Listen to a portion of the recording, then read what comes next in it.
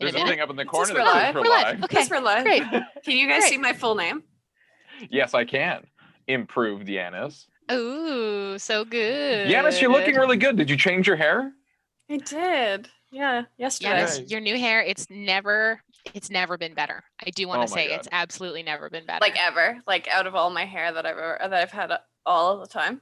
This is the best hair This that is the you best hair? as Yanis have ever had. Yes. Oh, okay. And like I'm really glad that you took my advice because I'm always pitching. They're like, oh, you should wear makeup on the stream, Yanis. And like Absolutely, Yanis. like the makeup, the like what's going on with the eyes. I love it. Oh Yeah. my God. It's all really thought I'd try coordinated You're a new really man, together. Yanis. I am a new man. I think I'm a little bit funnier too.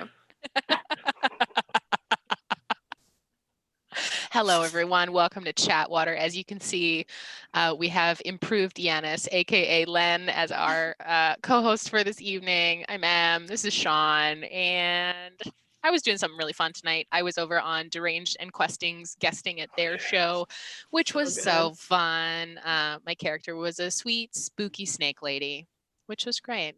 Little spooky snake. Spooky snake, A spooky preaching the little joys snake. of necromancy and undeath as a So- means for, eternal life. She was bad neppy. What I am trying to get Em to do for me is to have Neppy and this character meet. I just want that for myself. I just want a conversation between the two of them. But But they hate each other. They're on both sides of the like, undeath is very bad. Undeath is the best thing ever. It's bad. I hope you know, I'm gonna ask you for that for Christmas. It's for just gonna- Christmas. for Christmas. That's what I'm gonna get you for Christmas. I mean, okay. That's all I want. That's all you want.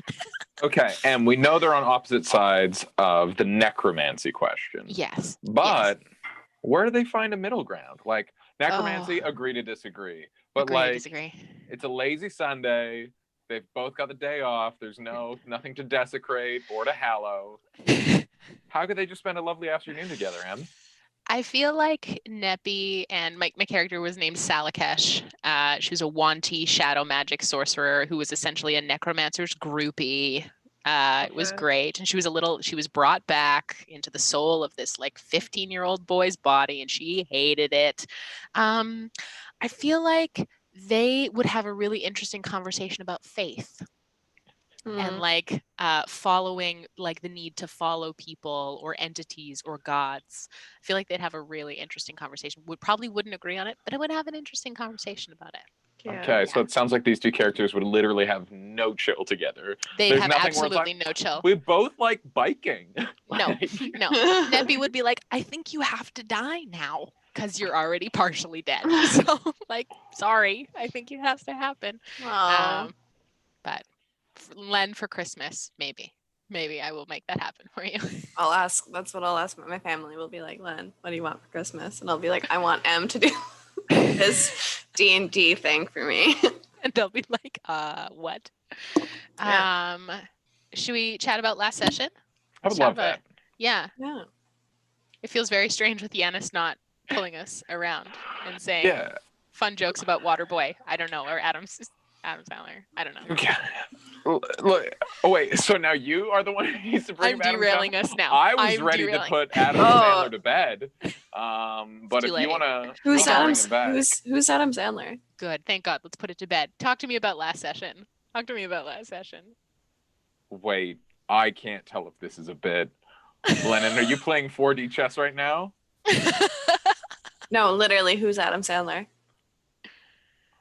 I've never heard of Adam Sandler. What's your insight check, Sean? I What's your insight can't check? tell. I feel like I'm gonna bite, and she's gonna say psych, and I'm gonna feel silly.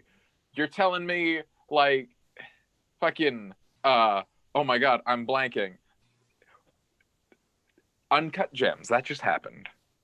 You heard about Uncut Gems, the film? No. Starring Adam Sandler. He voices Dracula in Hotel Transylvania. That's one I didn't dip into. I've never seen that movie. Em, help me. How do you? Why is this the Adam Sandler? Look, it doesn't. The joke is that Adam Sandler matter. is not relevant to the show, and we talk about him anyways. And here we are discovering. Len, you are improved, Yanis, because you found a whole new way for us to like gush about Adam Sandler, which is how do you convey the existence, the idea of what an Adam Sandler is? Hold on. I think we've broken Sean. Hold on.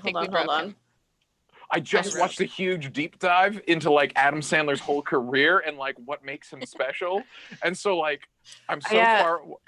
I just Googled Adam Sandler. Nothing came up.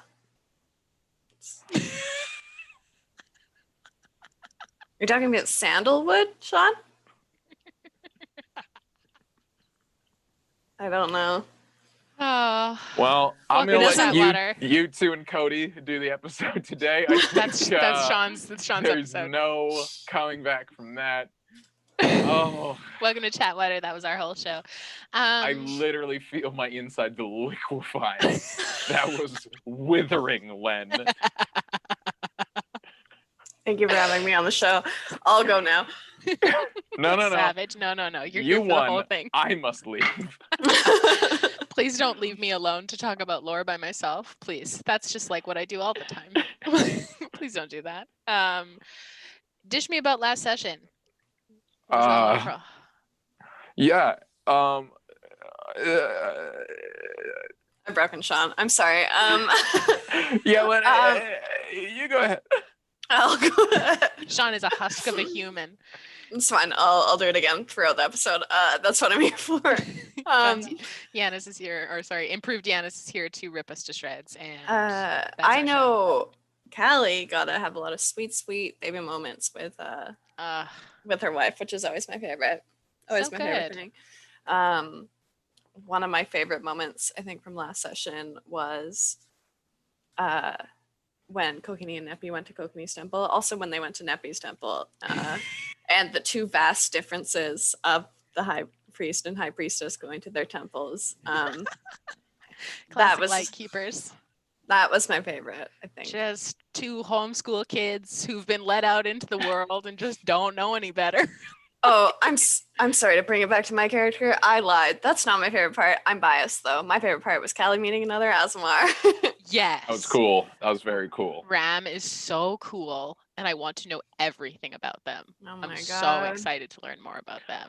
That's so You know what I'm really here for? Mm. This new side of Kokini that we haven't really seen before, where he's like, look, I've got an aesthetic, and I love fucking with Finnan. Like, he's got two things. He doesn't like having a beard. Mm. Len, you're in the danger zone.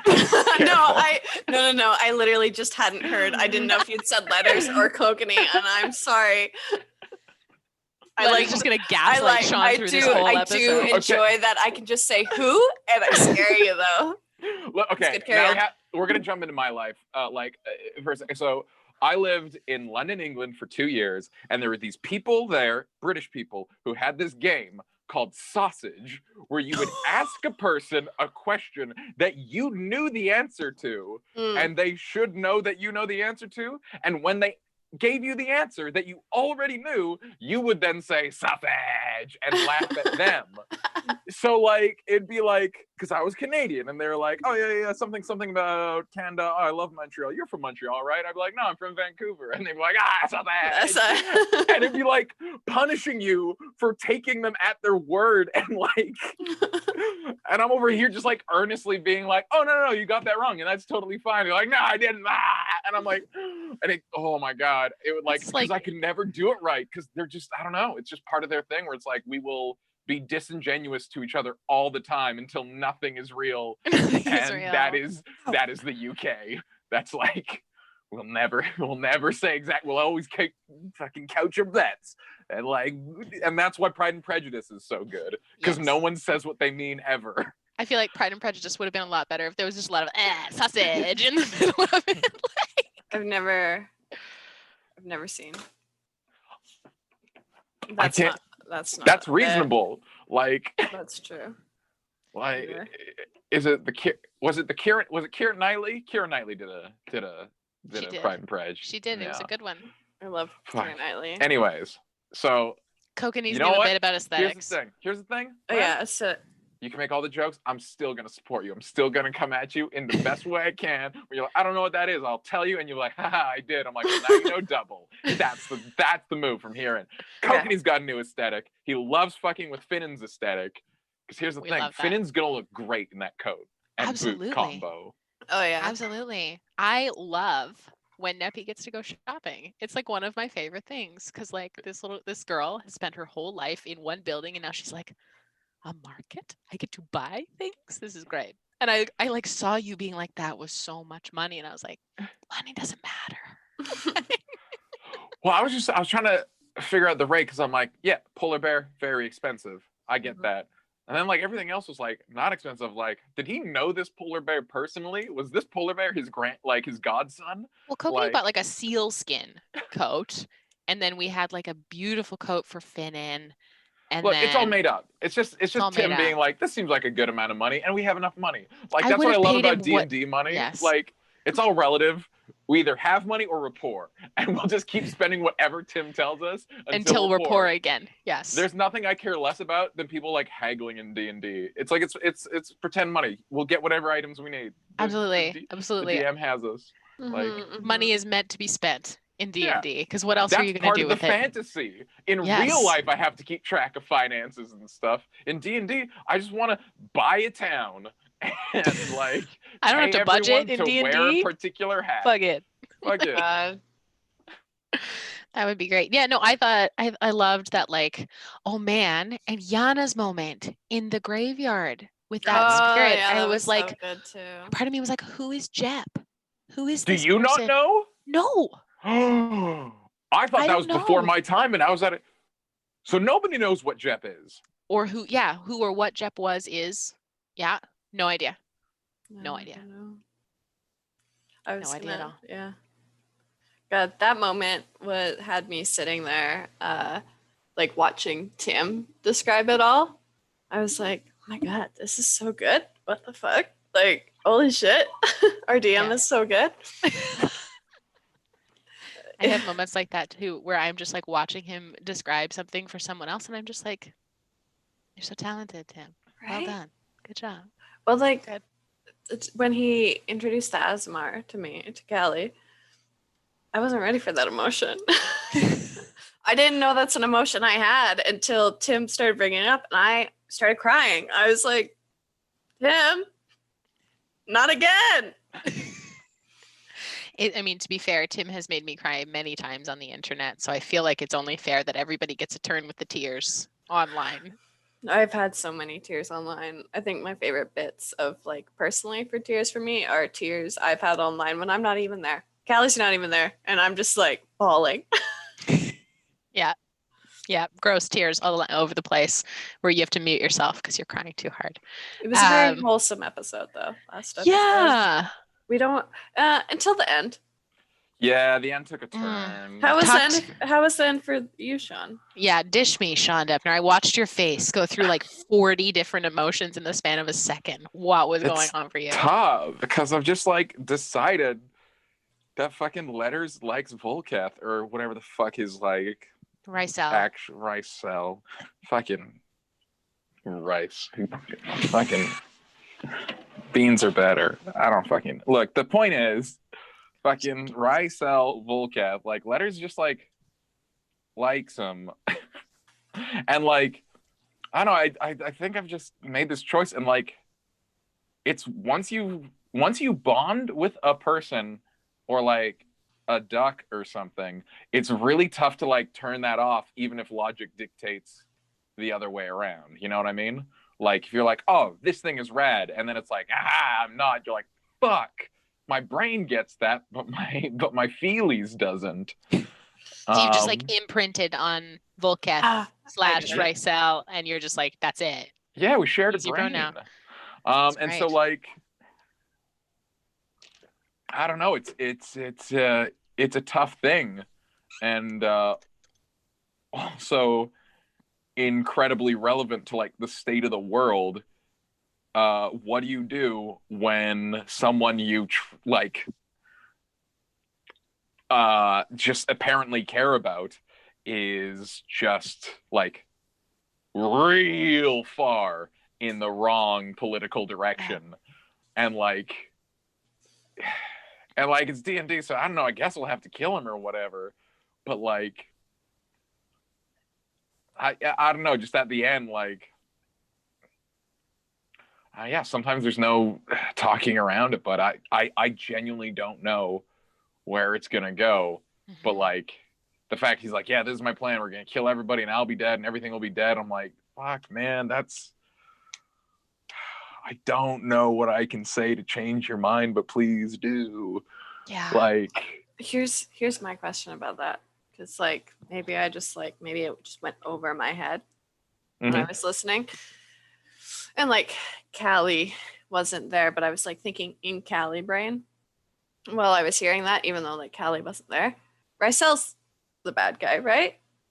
Yeah, there's okay. I was like, because here's the thing, maybe I've been playing too much Among Us, but I was like, oh no, who do we believe? Who's sus right now? Like Ricel, this is what we know about Ricel. Yeah. He has committed his life to the extinction of the Drow people. Yeah, Full that's stop. bad. So he is self-described proudly genocidal. Yes. However, as of yet, he hasn't genocided anybody. And but so he wants like to. he wants to. Look, no doubt about it. Not a great dude. Not a great dude in terms of where he's at. But like It's crazy because it's like his conviction in that for a moment made me question whether Relauven was a good guy. Like he was like, you don't know everything about Relauven. My partner was like, but no, but Relauven's a good guy. Look at all the things he's done for Finnan and the refugees that he was trying to help. Like what?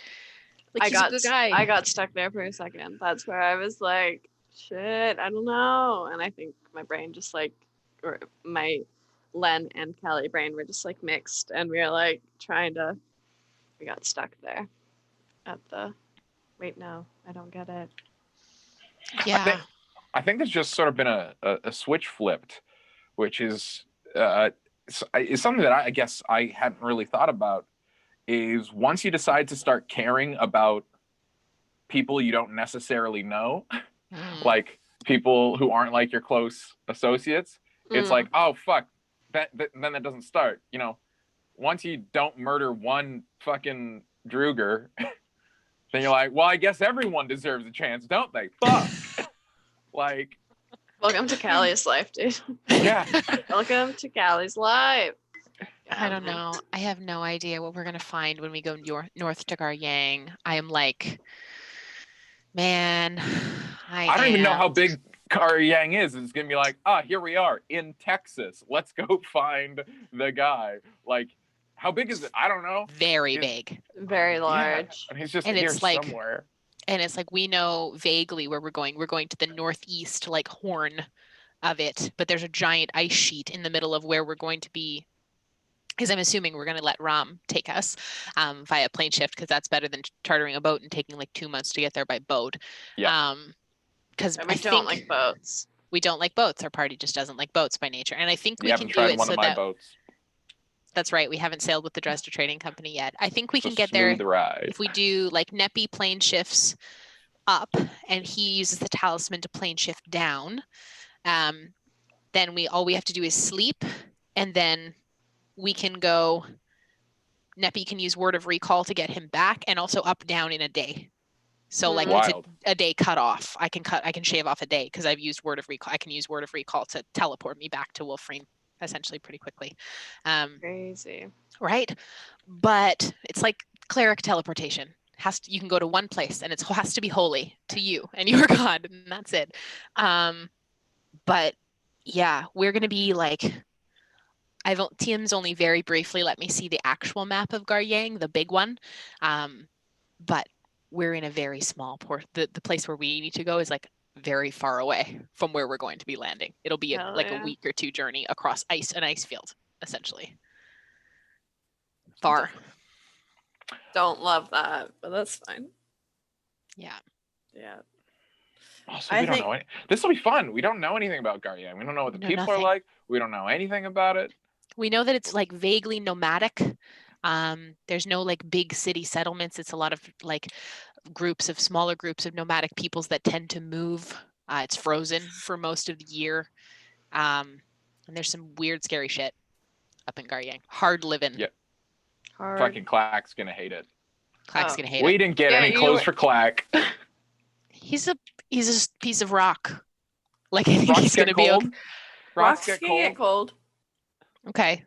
He has lived flesh in lips. he Flesh-like lips. Len's leaving. No. I we almost should get did. we should get clothes for Clack. Yeah, he grew up in the Scar, dude. That's warm. It's gonna be a shock. Yeah. What if he gets brittle and like cracks? Don't 'Cause it's give so Tim. cold. Why would you say that out loud? Why would you say that out loud? You know Tim's watching. Why would you say that? Tim, he didn't say anything. Tim? Shh, shh. When Letters was describing snow to Clack and was like, it's just like water, but it's frozen. Like the snow part, and it's like you can walk on top of it. I was like, he's gonna sink to the bottom of the snow. Like, you know when you throw something into the snow, and like especially a rock, and it just goes down to like the ground, he's gonna be just engulfed in snow. I don't remember bringing Clack. It's fine. He goes We where we can't. go. He's part of the party. Clack goes where we go. That's right. Clack's part of the party. Mhm. And he's fucking clutched it on more than one occasion. So many. Oh my god. I want a baby carrier. For Clack? That would fuck up your back. That's so much weight on the front. I wouldn't He's carry so it. heavy. He's Letters the heaviest member of the party. I mean, Letters is the strongest. That's true. But, fucking my stats, now that I got the dwarven thing. What is your strength now? My strength is 21 because I got that book of muscles. Right. But now my fucking con is 20. I was trying to find a way to get my con up so that like I could like concentrate better. Oh, it's awesome. I love this belt. I Can can see Callie the read dark that now. book of muscles, or is it just like a one-time read thing? I think it recharges every 6 months. It's awesome. Callie Shoddy's reading that next. Hell yeah. Get fucking tanked. We all just take the next couple of years and all get ripped. Callie's As ripped next. as we can be. Callie's next though. Should we roll that intro? Let's roll that intro. Let's do it. Let's talk about enough of the present. We're always in the present. Let's spend some time in the past. It's a fun change of pace. Oh, right. That's how we do this.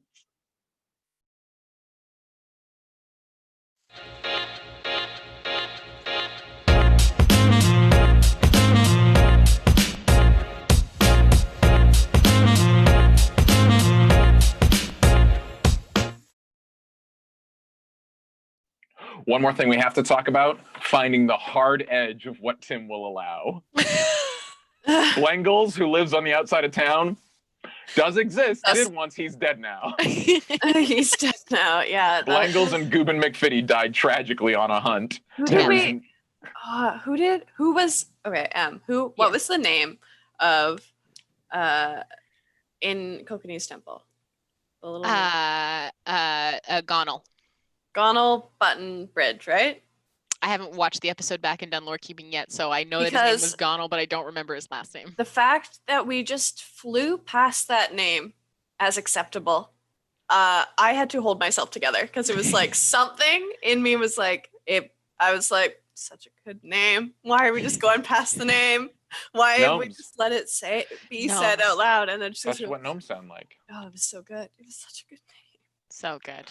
But how did we get here? Did people support us? Did people have groups of people been supporting us this whole way? Surprisingly, yes. Like what? They do. Is there any way that we can like shout out the things that they do to support them in return? I would love to, unless you would like to take the reins, Sean Deppner, about doing sponsors. Fuck. Yes, I do. Of course I do. We're going to start out with Legend Craft. Things made of wood, metal, and dice trays, dice twos, big tables, little tables, Mountain King tables, whatever table you want, especially if it's D&D style. Legend Craft got it. They've got a thing on right now. It's blowing up. 5% at the store if you type in Blackwater. Yep. Boom. What else? Oh, dice shot, fairy dragon dice. Wait, dice shot? What's her name? Is that Keisha. her name? Keisha. Sorry, I mixed her profession and her name. Keisha, Fairy Dragon Dice. Make some dice. We like them. They're so delicious. I could probably sit down and go through about 4 bags of these in one sitting and still have room for dessert myself. Oh gosh, let's talk about Silverwing Armory. You're doing great, Sean. Hey, where does the king keep his armies? Up his sleeveys. Up his sleeveys. So Silverwing Sleevery. They make books and notepads with like lines or dots, like fucking for your lore keeper. Em loves to keep lore. She loves books. Your lore keeper might also like books. Get them some fucking choice books, some Silverwing Armory books. 10% off. You type the chatWater into the. That's type Blackwater. I think we should get 11% off for typing chatWater. I think we should work that out. Right. As it stands, type Blackwater into the tabbity too. And then finally, and this is a very special one. Miss Marston on Instagram, Tiana, who is our official fucking artist and birthday girl. Was I supposed to say that live? Oh, I was? You can say that. Okay, cool. I was very excited, and I was like, oh no, personal boundaries and safety and whatnot. Yeah, it's her birthday. And I wish her a happy birthday. I hope you all do too. Type it in the chat. I don't know, hashtag birthday or whatever the fuck. Head over to her Instagram, give her some love because she's doing commissions and I think they're still open. They are. And speaking from experience, if you want to, okay, your lore keeper, she loves the Silverwing Armory, but the rest of your party, they love fucking commissioned portraits. Len, you just got a fucking portrait of yourself, didn't you, recently commissioned? Yeah, I got a piece of art. I did get a piece of art done by Tana. It was very lovely, and it's fucking rad. I love it. Which one are we talking about? Because you get so many. The one with the fairy godmother, I think. The fairy godmother is the one. I haven't shown that online, but that one was. Oh. So good. So yeah. good. There's secrets. This is why I can't be trusted with these things. No, it's not. It's not. No. It's not a secret. It's just I just didn't post it anywhere. It is hidden. I did. I gave it as a gift, and they were very happy. It was very sweet. I just love being a cartoon. I will spend all of my money on being a cartoon. If I could be a cartoon for the rest of my life, I'd be the happiest little gal out there. It's fucking wild. So yeah, those are the people. Em, did I miss anything? You got all the sponsors. Hell yeah. Prime Gaming is our other announcement. Oh yeah, resub. Come on. What are you doing? What else you got? What obviously, else? I'm doing announcements wrong when I do it. Hey, viewers. Hey, resub, because that shit doesn't roll over. Why don't you just give us like a little, just Twitch programming? Like if you're already subbed, maybe you're not because it's a new month. So check it out. Maybe resub. Maybe gift a sub. Maybe take a sub. Take a sub. Take a sub. Imagine take a sub, pass a sub. Take a sub. Like, can you pass a sub? Would you have to already be subbed to take a sub, and then you could be double subbed? I think you can like gamble a sub, like double or nothing. Like you're subbed to something, and like look, I'm subbed to Blackwater D&D, and like I'm subbed to fucking I don't know, Whitestone D&D. Obviously they're the anti-Blackwater. Whitestone D&D, the anti-Blackwater. Yes. And so it'd be like, I bet you my sub, and if you win, it goes to Whitestone, and if I win, it goes to We're not paying Blackwater. any other company money for. I mean, we all sub to our own things, I'm sure, but your subs are very important to us, so please resub. Thank you. Or if you want to. If you want to. Yeah. I'm not as cool as Sean when I do announcements. You're just coherent. And then our last announcement had 26 minutes past cool? 8 o'clock. Oh my God. Is this Wednesday. There is no show this Wednesday, but we will be back next Wednesday with Behind the Screen. The wonderful lads of Blackwater have a guest joining them this week, Jen from Fateful Encounters, which is another stream here on Twitch. So we're really excited to have her join them. So come hang out with us next Wednesday and Saturday and Monday because you love Blackwater D&D. And we're I'm happy doing this to have Wednesday. you here. What are you doing? I'm going to a pumpkin patch. Go to a pumpkin patch? Gonna get me a pumpkin patch. I might see some baby goats. We'll see. We'll see what happens. Oh my That's god. right. It's like a farm/pumpkin patch. They got all kinds of babies. We Little love tiny that. pigs, Aw. maybe. Anyways, we'll We see. love that. Can you get me a goat?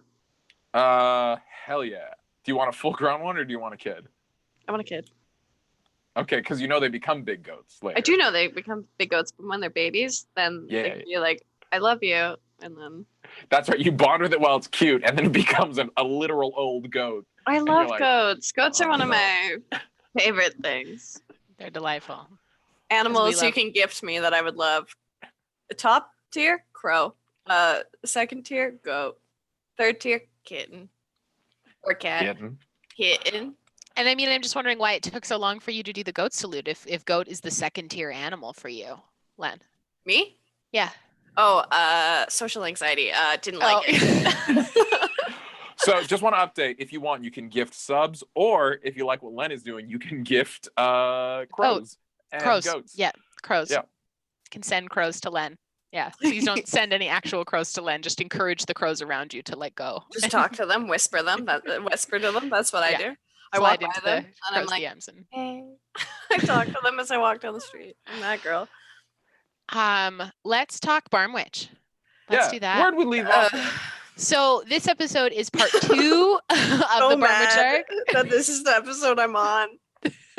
Well, we're not going to be getting to the part that bothers you at this point, so that's good. Oh, I think we will. We can skip to it pretty quick. No, because I haven't written that far in advance, John. No, but it's in our head. We remember. Sure. We remember the Yeah. important things. Yeah.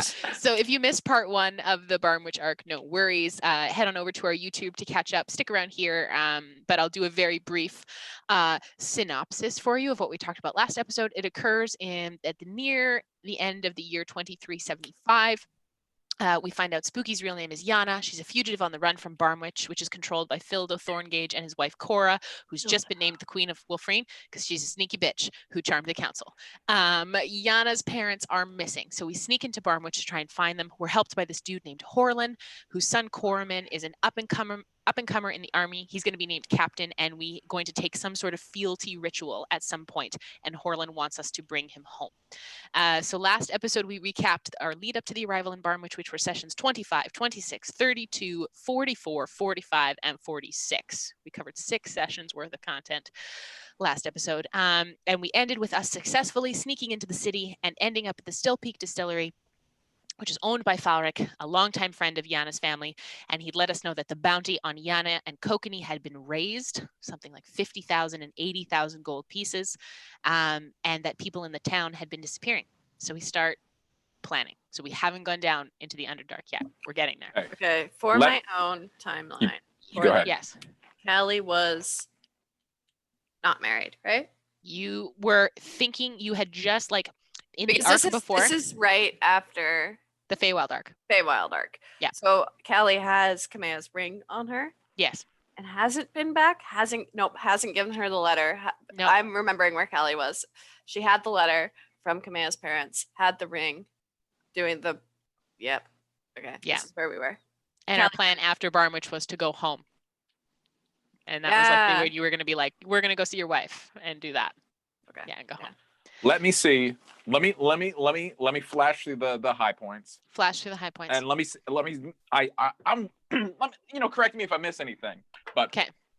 we're in the distillery. Buddy's Yeah. like, things are bad. There's rats everywhere. Everyone feels like they're being watched. Also, you've got a crazy uncle who got taken into the glitter hall and hasn't been the same since. Also, he's lost an eye. So we go down to the glittering slums or whatever they're called, where he's just like bumming around because now he's homeless and not all there. And he says some real cryptic shit. And he's like, watch out for those rats. Those rats. And there are rats actually watching us. And Kokanee does a super clutch thing where he shoots them but casts silence on his gun before he does so as not to raise suspicion.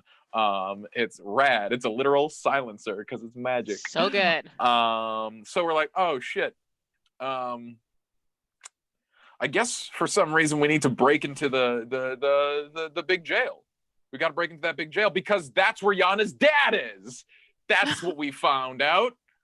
Yeah. So we break into the jail. We're like, time for you to arrest us. We give ourselves up as some sort of elaborate plan. Yes. And the jailers are like, fucking Frankenstein motherfuckers. Like, they're they look normal, but they're like implacable and Yes. different. I'm remembering it all now. It's coming back to me. And we get brought to like the executioner, who's like a real big Frankenstein dude. We fuck him up because everyone else leaves, and boom, things inside his head, predictably. And we find out in his little desk, there's nothing there, super spooky. Oh, what's this? A secret passageway to the actual prison. Yeah. The like the faux prison. No one's there. No one lived there forever. This is what goes down to what is called the meat prison. How'd I do, Em? You did really good. You did really good. Well, the meat prison was actually a building in the Underdark cavern. So sad. But you did really good. That was really good. And I actually have more than that prepped for this episode. So we will see how far we get in this stuff. So yeah, you're absolutely right. So we start in the Still Peak Distillery, where we know that there's potentially a secret prison underneath the Bright Keep, which is the governor's house. So we start making this plan to like steal the prison back. We're gonna go like break into the prison, and this was this whole plan to steal the prison. Because there was all the like political people who had been kidnapped. Yeah, so we were gonna get into the prison and like start a rebellion in the prison. To because it was me and Kokanee, because he can summon his weapon, and I'm like a wizard, so you can't stop me. Like this whole what I remember from this is the amount of conversations we had where like I think Prison Break was brought up a couple times and then a couple people would chant about Prison Break and we're like Prison Break. And Prison Break was, in my opinion, when we were talking about ideas and what we were going to go with, Prison Break was, that's stupid, we're never going to do that, that's the last idea that we're going to do, and that's what we did. We did it at some point. It just didn't seem safe. Not like stupid. It just, I was like, that's how we all die. It wasn't safe, the plan that we had, but we did it anyway. So disguised, leaving the distillery, Kokanee and Spooky go out to do some reconnaissance through the city while the rest of us wait because all of us are kind of too conspicuous.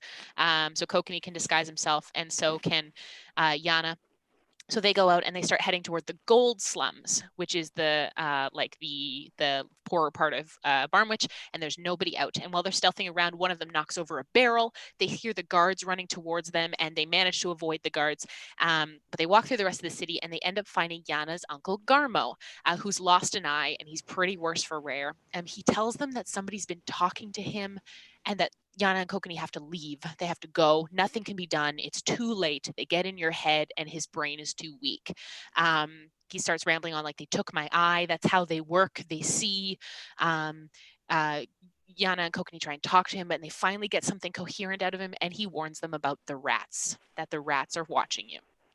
So Spooky uses detect magic to on Garmo, and she can sense that Garmo's memory has been tampered with in some way, and it's not a modify memory spell, but it's something different. So she dispels the magic, and it seems to work. He talks about what he's seen as not being right. He discusses hosts and incubators, that he was taken by the glitter guard through a secret wall. His eye was removed, and he doesn't remember what the people look like who did it. And he was trying to find Olin and Rosie, who are Yana's parents, her dad and mom. And they bid him well as he's like, I have to go deal with all of this stuff that I'm trying to do. So they stealth back, and they get cut off by a group of guards, and they're like running through the alleys. And the Kokanee recognizes that the guard is the one that he punched, and was like after him for the bounty. So they cause a distraction in the dimension door back into the distillery. So we're kind of discussing what's going on, and Neppy questions, she's like, is this related to Vecna? Because Vecna's all about just that one eye or having one eye missing. And they're like, no, it's the wrong eye. And then we discuss like incubators and hosts. And then someone brings up mind flayers or illithid. And we're all like, oh shit. Because I think this was the first point that we had actually like sussed out that it was mind flayers. Yeah, we were happening in the city. Going like, ooh, that's spooky, rats, whatever. Like, yeah. Point me at something to hit. Let's do it. Yeah. We've got to steal a prison. So we were like, oh, as we hear some discussing outside, we hear some clamoring, and then Falric sneaks us down to the basement where we attempt to hide, and then we hear them questioning Falric upstairs and trying to drag him away. Mm-hmm. So we can't let that happen, and we make a noise to draw them downstairs, and we fight. Letters like used blink to like blink up and down between the floors, and you were like blinking in and out. It was a really good fight. But we noticed a couple things. Their blades, when they hit us with the swords, were doing psychic damage, which is strange because all of their blades were doing psychic damage. And also Spooky, when she was casting spells, her magic was yellow. This is the first time that we had ever seen Yana's magic go truly yellow, and this was the first time she'd used magic after her pants had awoken. So this is bad news about her pants. And every time she tries to cast magic, her face looks a little bit desiccated and like gaunt as she starts casting magic. Oh yeah, she like flickers into like lich look. Yeah, she flickers spooky lichy. Pants, being real spooky. Spooky Real pants. spook. Real spook. So there's 2 captains and a guard, and we knock the captain out, and then as he falls unconscious, he starts twitching and his head explodes, which we weren't 2 guards, expecting. 1 captain. Yes, 2 guards, 1 captain. Yep. So, and then there's an intellect devourer. This like brain with dog legs just crawls out of this captain. We managed to kill it, and the 2 soldiers are like, "Oh my god, what is this?" They had no idea about any of it. And Letters and Neppy played bad cop, worse cop, which was very funny. And like Letters was like giving them gin and trying to get them talking, and Neppy was like, "I will personally make the end of your life a living hell if you don't tell us what's going on." Weren't their names like Pinky Gordo, and Glimbo? Gordo and Pipkin. Gordo. Pretty close. It was very close. The right letters. Yeah. I knew it was a P and a G. Those guys are all right. So we end up interrogating them and trying to figure out what's happening. And then we end up figuring out that the intellect devourers in the captain's head is what likely the fealty ritual is. Importantly, the guards didn't know about the intellect devourer. When that thing popped out of that dude's head, they were like, "Oh no!" Like they were shook. And that was like, oh, it's not everyone. Yeah. It's just at a certain level and up. Got no brains. Got no brains. So Kokanee goes upstairs and then uses the silence on his gun to shoot and kill one of the rats. And he brings it back and it's got like a little bump on its head and it's got a little like brain exposed. And we realize that it's a like surveillance-y kind of rat. They kind of see through it. So gross. I loved this storyline, but I hated it so much. And there were so many things I never wanted to hear ever again.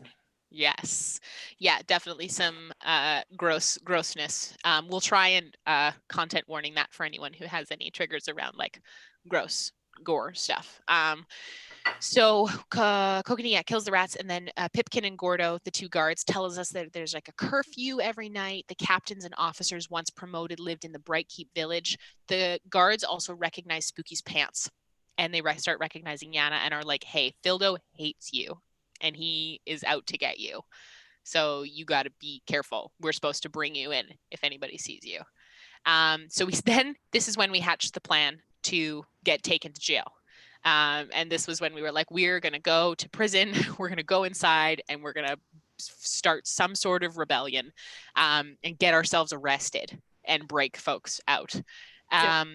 And then I was like reading through all of this kind of stuff, and we like realized that we were going down with a dumb plan that was probably going to fail and people were going to get hurt. And we were like, we're going to be underground probably for a while.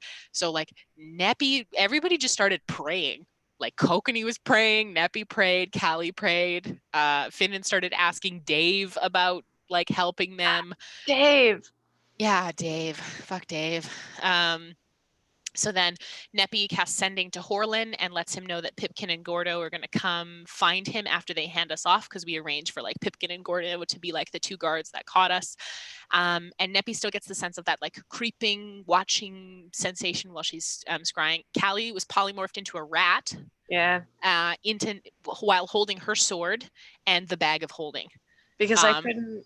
I'm the only one that can't like. My stuff can't disappear. Yeah. So we stuck little rat Callie in Neppy's pocket in like her dress. And Pipkin and Gordo like parade us through the city, making a big show of it. They tell a captain that Falric ran off, and the captain says that Falric needs to be processed. So they're going to try and go find him.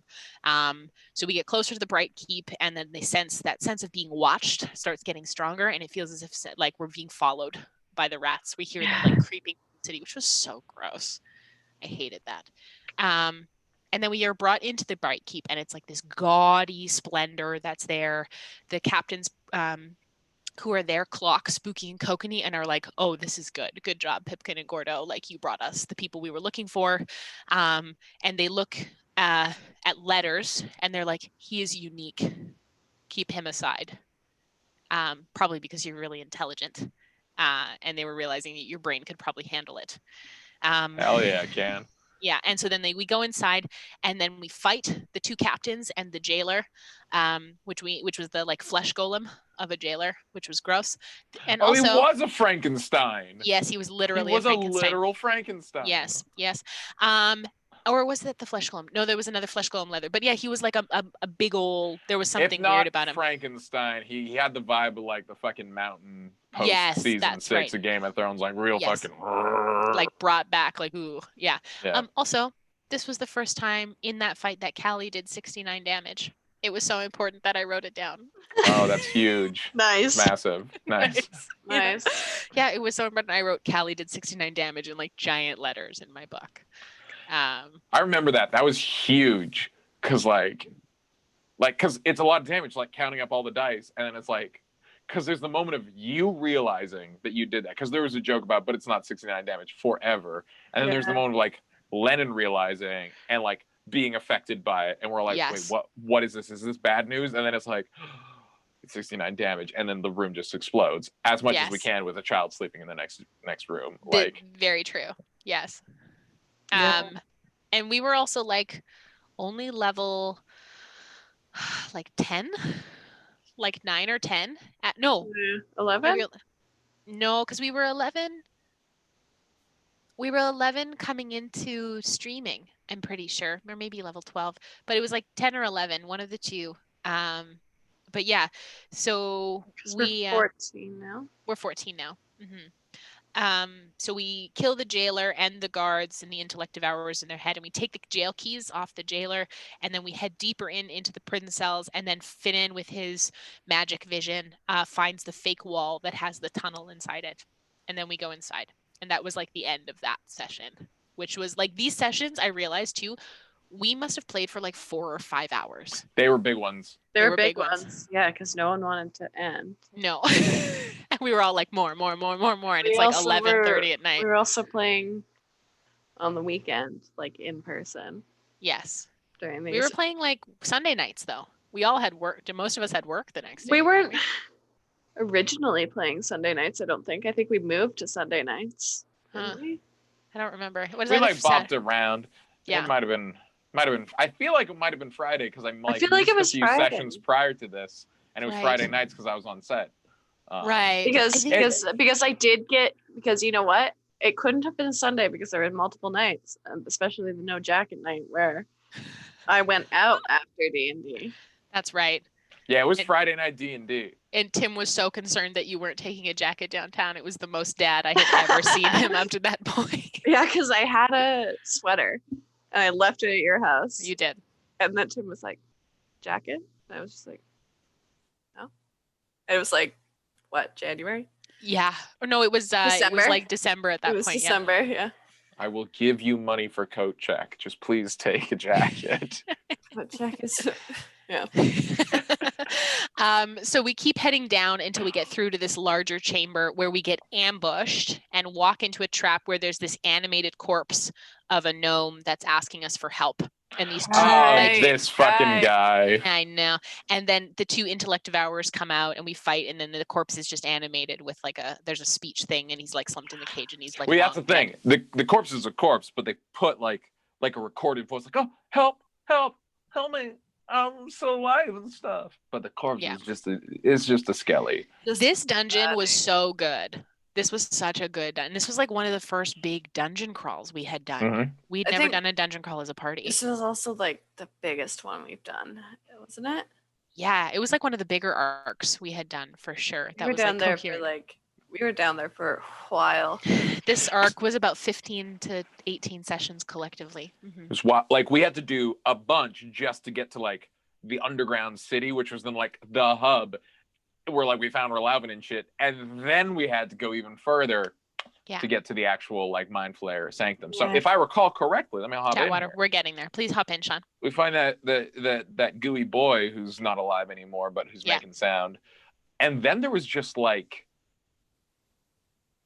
wait, there was the secret music room with mind flayer music and like the Yeah. secret science room. And I think Yeah. also like the brain drug room. Well, Yes.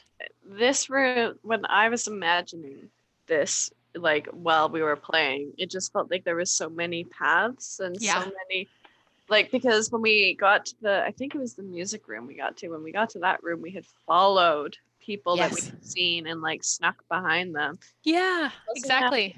Rooms that we got out of this room and we got to the lake room. That's what I remember. Oh my gosh, you guys are Whatever. so good. I'm so proud of you both. It was We're getting there in the lore. If people are like, what are they talking about? We're getting there. We're dark getting there. and We're gonna get scary. Of course, I remember. there. It was Importantly, there was just a fucking village of yes. like quapadudes or something. Quagoths. Quagoths, like underground fucking Bigfoot looking motherfuckers who are like working for The mind flayers. the mind flayers. There was a whole thing of like, are we just Were they gonna working for massacre them? this town? Yes. Let me get to it. Okay, so we keep descending for like a long ass time down this tunnel where we enter another chamber, and there's these two hunched figures, which we think are, we're not sure what they are, transporting a cage. So we hide until it passes and start like following them down the hallway. And there's a bunch of paw prints of intellect devourers around. So we come across a door that Kokanee tries to unlock. He was worse at lockpicking than he is now, which which doesn't say much. He's not even proficient in lockpicking. No. How did he get better? It was just seemed to be Just way good worse at it rolls? back then. He had better rolls, I guess now. The door poisoned him as he tried to unlock it, and he was still he was vulnerable to poison. Classic at that Kokanee. point. Classic Kokanee. And so Neppy cast Lesser Restoration on him to remove the poison, but there was residual effects, and he was having a really hard time speaking. He like had a really hard time getting words out for like some time in the Underdark. So we go into the next room, and there's 3 long, thin gray quartz crystals that are suspended over these bowls of liquid. And there's a cage with a small creature in it, which seems to be like this little pseudo dragon that's on a desk. Neppy chats to Dude, I knew this was coming. Neppy talks to it and tries to calm it down. Kokanee feeds it and picks the lock, and then Callie is like, give me the small baby dragon. And she names it Taral. And it's like very receptive to her, and it just like starts living in her clothes. I know. I like to pretend this part didn't exist. Yeah. So there's a bunch of musical instruments around the room. There's a flute, a deconstructed violin. There's some drums, and there's this creature on the floor in a cage. It's a male gnome. He's barely conscious. His face is super bloody, like an eye swollen shut. And Neppy's like super like, is this another corpse that's going to attack us? So we're like getting ready. So Neppy heals him, and he says his name is Terran, Terron, and he reports that he got jumped outside a bar called the Glitter Pole, which is a bar that's frequented by the glitter guards. Sorry, I just remembered who Terran was. Yeah, we're getting there. So while that's happening, Letters is investigating this crystal. He touches one of them, and it makes this really like resonant like bong sound, and the dragon just like recoils in pain. So we were like, oh, did they train the dragon to do something with the sound? And then Letters also found this book that seemed to be of like musical stanzas, but it's not music. And so he figures out it's a language, but it's not one he recognizes. So Clax takes a peek at it. It's not undercommon, but we figure out that it's likely the Illithid language, which is called Qualith. So Kokanee catches a shadow of a like moving past a door with this faint blue glow down the hallway. And then Finnan steps in, and this room smells like rotten meat, with a bunch of empty cages and like a lot of blood and corpse bits around it. Sorry for folks out there. Apologies. The door starts to like close on Finnan, so we rush in to help. There's like 5 intellect devourers that come out. A bunch of us get stunned. There's a flesh golem in there, and then this is where we meet the first Illithid that comes to attack us. This was our very first like clocking of one of the mind flayers down there, and we realize we are outpowered. Like one of these mind flayers was like wrecking us at that point. So we do some damage to it a little bit, and it stuns a bunch of us and hurts us a lot, and then it plane shifts. Once the flesh golems and the intellect devourers die, it plane shifts out. And so we realize that the crystals that are in the room, those like gray crystals, are holding magic. So Callie, like Kokanee shoots a couple of them, Callie smashes a bunch of them, and then Callie smash, and then we get Terran the gnome to come with us because it's better him coming with us and going in was our logic than him trying to make it out by himself when there's a mind 100%. flayer there. Yeah. He followed clack logic. Yeah. If you could come with us to the danger, so we can protect you, then send you out alone To die. to die, because you will. Yeah. We'll get to the fate of Taryn. I feel like We will get to the Taryn fate hanging of out with Taryn. us didn't really pan out. No, Hey. it did not pan out for him, but we'll get I there. did. At the very end, it did. So That's a all that journey. matters, right? well, it's a journey. It's a process to get there. So we go into this end chamber and we see a bunch of like metallic instruments on the table. And there's also like jars of body parts that have been presented. We're not at the brain room yet, but it's just jars Aw. of body parts, both bestial and humanoid. And then Spooky takes a jar out of her bag that has like a hand in it that she bought from Adonis's shop. And it's the same type of jar, the same preservation methods. And she's like, how the fuck did Adonis get a jar from here? Because Honest it's is magic. of course it is. So there's a Adonis is just well connected. Adonis is like one of the guys who's like, hey, I needed this. He's like, I know a guy. He knows somebody everywhere. He knows Yes. everybody. and everybody Anything you knows need? Adonis, I I can think imagine. we all know an Adonis. In our own lives? Yeah. Someone who could just get you stuff and who just knows a lot of people? Yeah. Yeah, probably. Without my real world Adonis. My real world Adonis is the reason I'm playing D&D with you, because he hooked me up with Adam, who I'm now living with, and Adam hooked me up with us. If it wasn't for my Aw. real world Adonis, Aw. Adam DeMarco, then it wouldn't have happened. DeMarco is your real world. Adam DeMarco knows everybody in the town. Adam DeMarco of the Order. We love Adam DeMarco. Adam DeMarco, big friend of our show. We all love him very much. One of the best Among Us players think- that I've ever met in the history of forever. Okay, now I'm leaving. That's fucking rude. I will continue to say what I was going to say. I was going to Please say do. that I think M is my Adonis. Well, thank you. Yeah, I know some people. you do. Yeah, do. anything I need in my life, I'm like, M, help me. Well, thank you. And you're like, I present you with a person. That's so good. I'm trying to think of who my Adonis is. I don't know. Can you be your own Adonis? No, absolutely not. Oh, I was going to say yes. No. Then who's... No. Then, okay, by your logic, Sean, I'm derailing super hard because Yeah. this is a Welcome to thought. chatwater. This is what I love to think of. It's what I want to be real. If Tim is watching, I need it to be real. If you can't be your own Adonis, who is Adonis's Adonis?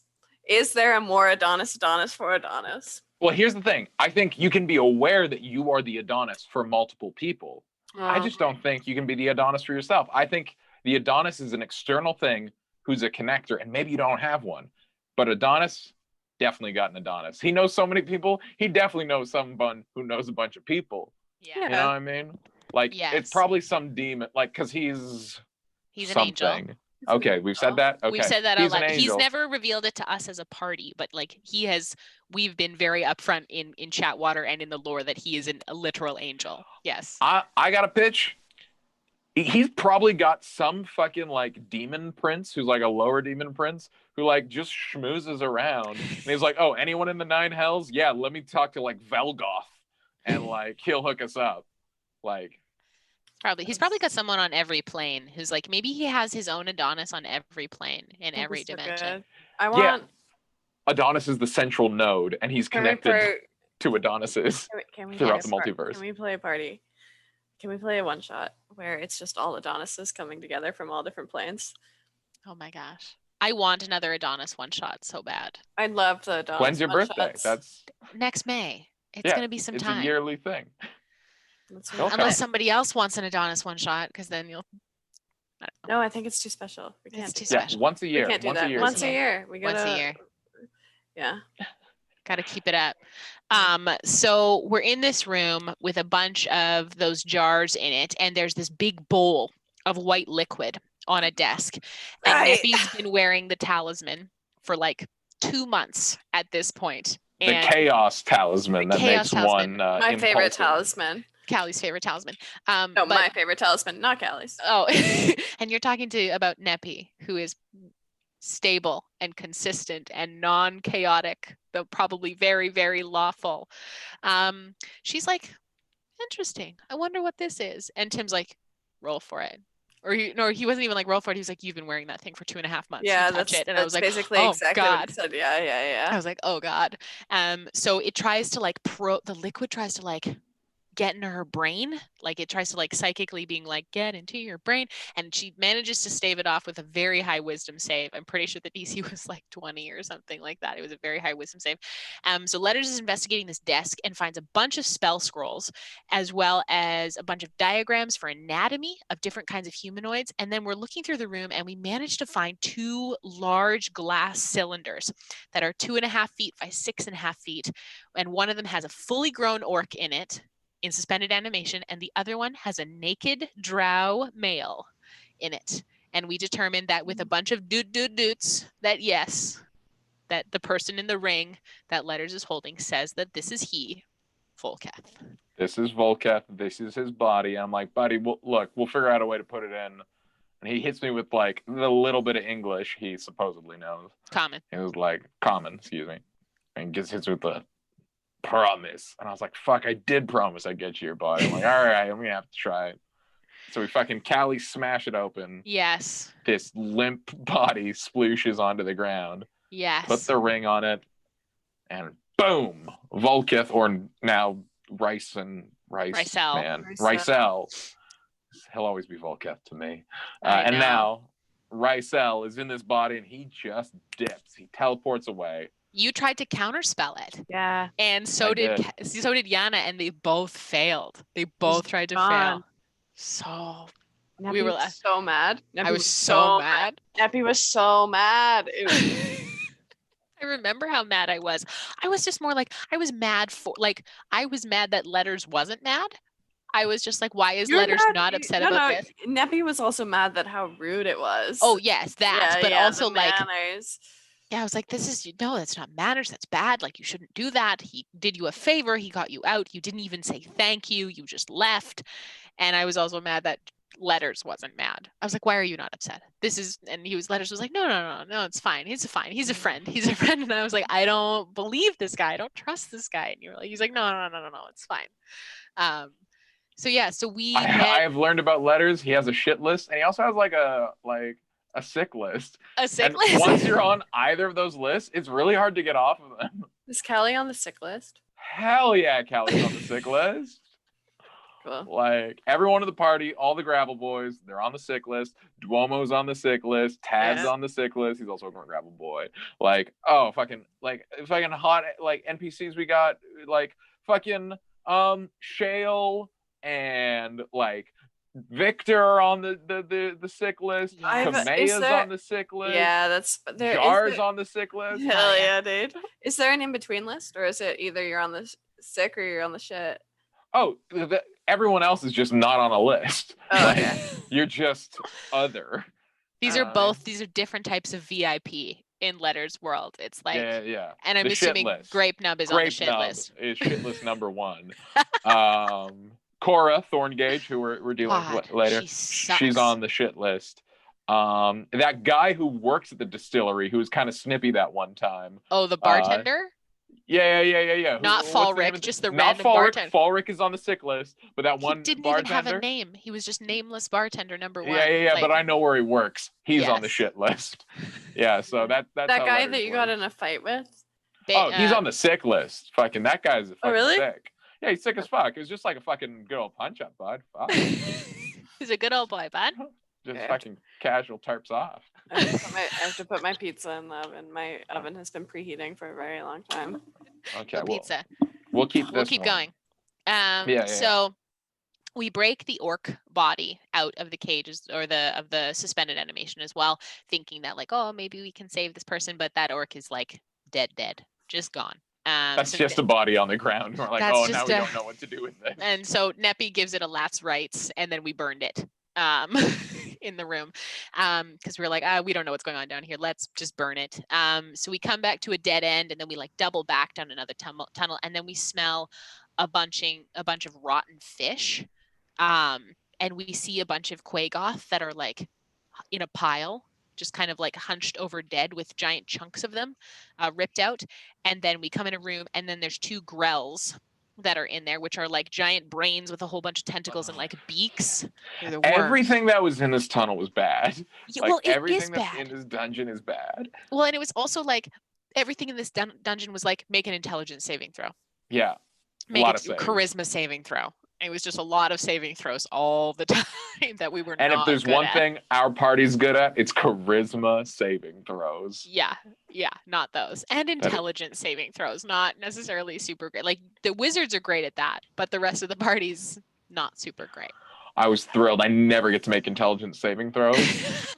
Because, like, I get a wizard, I get fucking proficiency in, like, I've got proficiency because I took the thing. It's like wisdom, which I've got a -1 in, dexterity, which I've only got like a +2 in, and then like intelligence, which is like what I do. So like I'm a very balanced person until you try to get in my brain intelligent wise, and they'll fucking kick you out.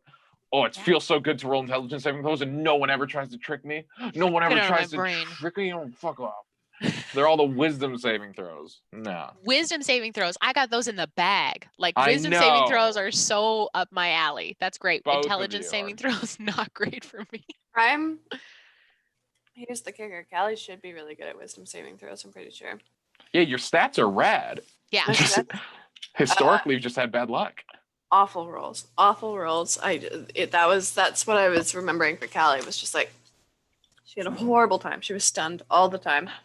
Oh gosh, there was so much stunning that was happening down in this dungeon.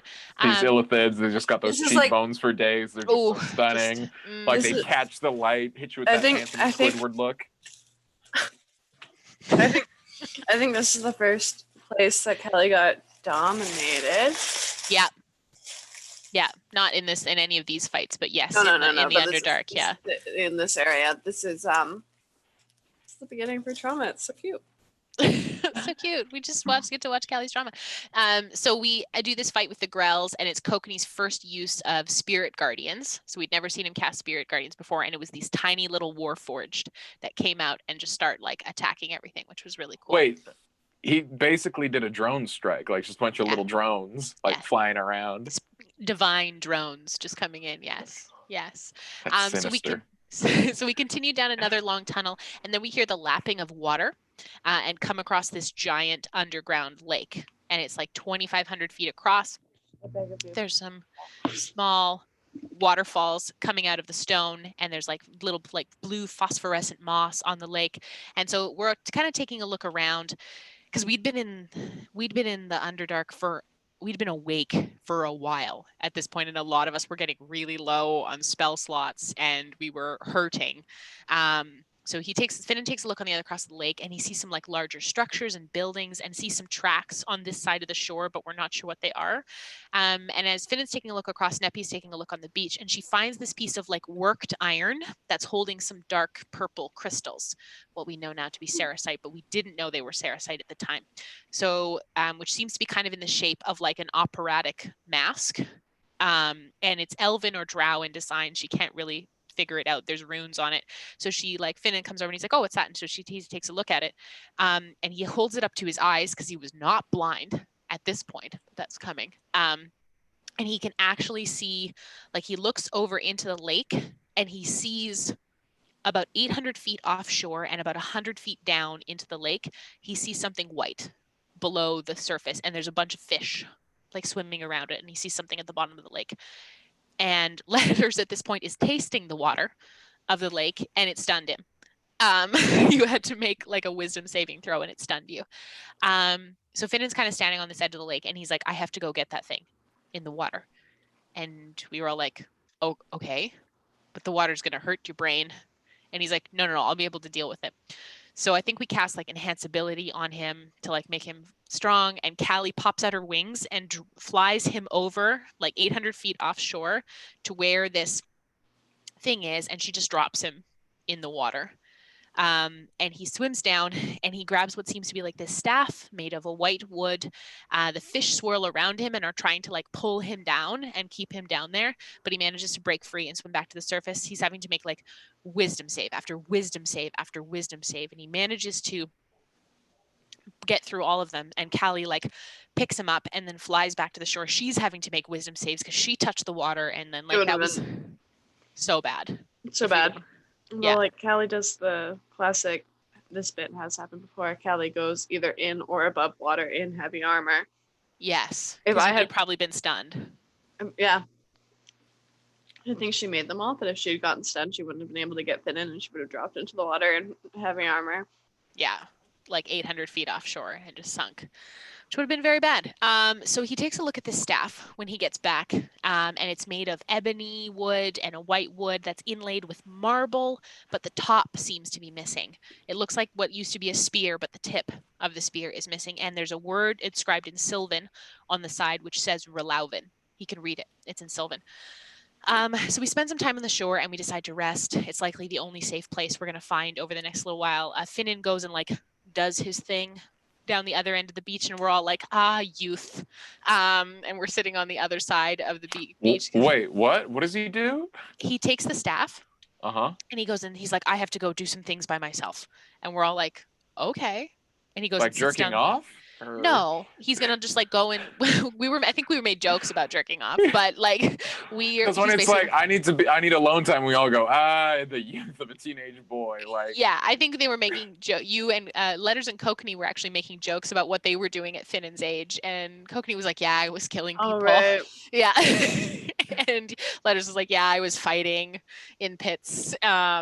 And then at that point, Letters and Kokanee have kind of the first conversation where Kokanee tells Letters about his heart and like his ties to Velsoom and stuff like that, because he hadn't talked to Letters about it at that point. oh, yeah. So down the other end, and we all just make the camp and get started with our rest and stuff like that.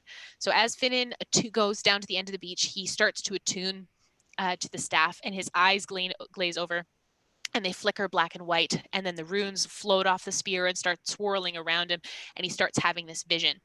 So he sees the story of this ancient people, the story of the first drow. He learns that Veyron, the Lord of Night, who is the first drow who's wearing the mask that Nepi found on the beach, and Zandalar, the queen of the Illyrians. So he sees that they were married, and that for some reason unknown, their marriage begins to fracture, and then a civil war breaks out between the drow and the Illyrians, the people, those two groups. He sees visions of battles and these elemental sky ships powered by giant chunks of this purple crystal with dark gray energy shooting out of pits in the earth, unearthly creatures ascending from tunnels below the ground. He sees another vision of Zandalar pregnant and the drow retreating below ground. He sees Zandalar holding a child with dark purple skin but white gold hair, like the child's mother, Zandalar. Then he sees another vision of the child growing up, creating the staff and carving it, holding the staff encasing a large purple crystal at the top. The child grows up and as a young man starts beginning to lead a group of people away from the civil war of his parents and guides them underground. And Finnan sees the man now grown, sitting in a chair overlooking his people. His vision then cuts and shifts to the side of this figure in shadow, and watches as this person assassinates the person he's watching. So Finnan actually sees Rysel, who we learn to be Rysel, assassinate Relauven as the Relauven falls to the ground looking at the man who just stabbed him. And then Finnan hears a voice in his head. He hears, "Who are you?" And Finnan gives him his name, and Relauven asks him, "Do you wish to unite people?" Finnan replies that he wishes to protect people.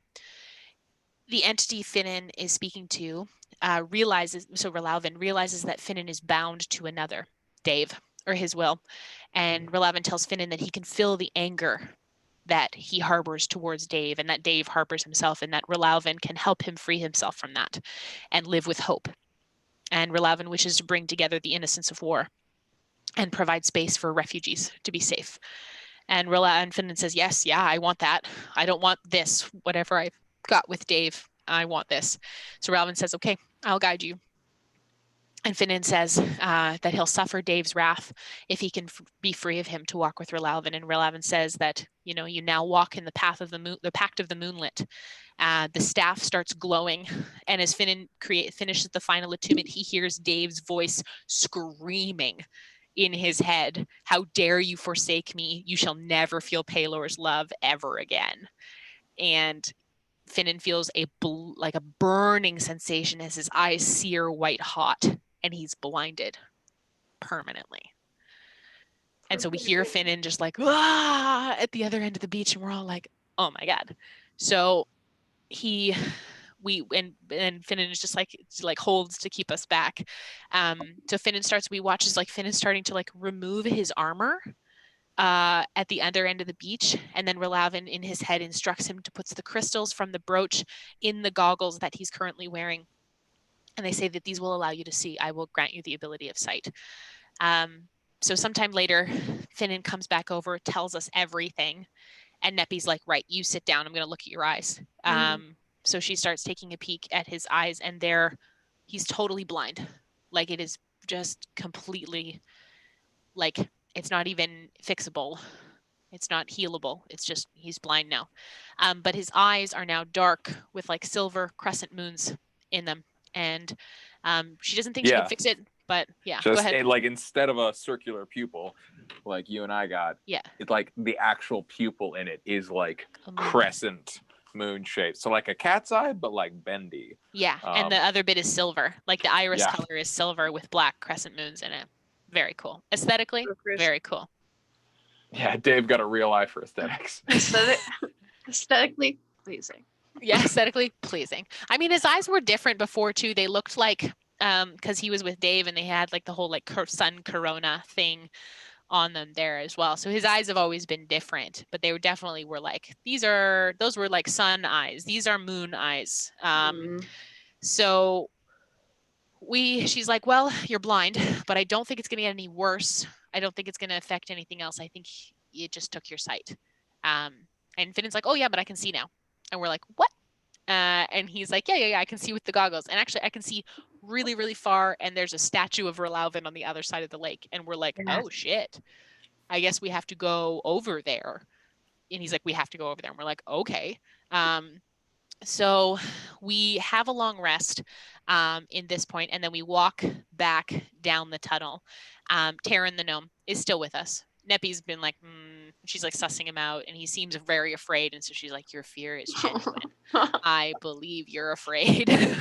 So we managed to like maneuver some more trap sections. Callie shoots out a bunch of the crystals with her javelins. Kokanee shoots a bunch of them off with his gun. And then we walk down another tunnel where there's this giant chasm. And we're like, oh, we could probably cross this, right? And then Finnan figures out the bottom of the chasm is a giant gelatinous cube. It's just a giant cube at the bottom, which is bad. So we decided, we're like, okay, well, we're going to loop around because the chasm was big. It was not jump over a bull. It was like a 40-foot wide chasm. And I don't think you had fly at that point. Otherwise, I think I did, but I was keeping it pretty close to the chest, I think. Yeah. I think we're low on slots, and you had fly. Right. I think because you used it later in this place. But that's true. But I think I had it that was a just for me spell. Now I got enough spells that I can fly other people. Yes. Because the way we do it is I cast fly, Callie cast fly, and together we can take it over, no problem. But if it's just me, I might drop you. And that's a chance that Letters don't want to take. No. Letters likes a sure thing. Letters likes to bet on a sure thing in all ways in life. So we go through this, like we try to go around, and we loop through another tumble that and we stumble upon this giant cavern full of Quagoth, like of Quagoth village, where there's like 40 of them in there. So Finnan manages to like distract them and cast Pass Without a Trace, and there was a bunch of misdirecting that was happening. And even though we made a lot of noise, we somehow still managed to sneak across. And after we traverse a couple chambers, we come into this final chamber. And then on one side, there was a bunch of cages. And in one of them, Spooky's dad, Olin Wildcloak. And that's what I've got for us tonight. That is all the lore. We got through all the lore I prepped for us tonight. Oh, fuck. Yeah. Oh, man. Yeah. Yeah. Yeah, no, that was really classic fucking Finnan. So like I think what's cool about the Relalvin is one of these mechanics and narrative situation where they might touch lips with their flesh lips. I just wanted to say that while Len didn't have her headphones on for her benefit. I said some words that you don't like to hear, but like I said when you weren't listening, so that's nice. Did you say meat prison? No. I said the other words. You're close, but different. It's all right. You'll find it, and it'll be funny. Please tell me. No, because then you're gonna make the gross face because you hate hearing these words. The point is that when Finnan became, Pact of the Moonlight, it's actually like a different pact than what he was on before. I think he was Pact of the Celestial before, so he was like right. a much more like upfront, but also like he was kind of like battle medic, where he's like punchy, healy, and now he's all like, I see everything, I distract, like sneaky, scouty. Yeah. And there is still some healing and stuff with his pact. Oh, yeah. But he was definitely definitely a big change in Finnan aesthetically and ability wise. Yeah, his go-to before, Armor of Agathis, like frontliner, let's get into trouble.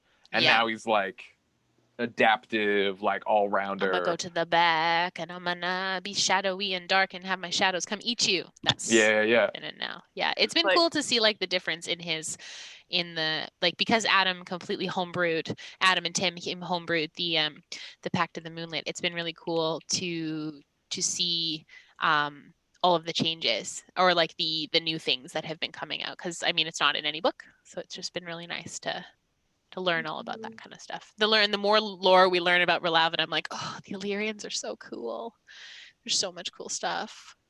I know more about the Illyrians because they're in the other campaign that I play in, and man, I just want us to have a skyship so bad. I just want that for us. That'd be cool.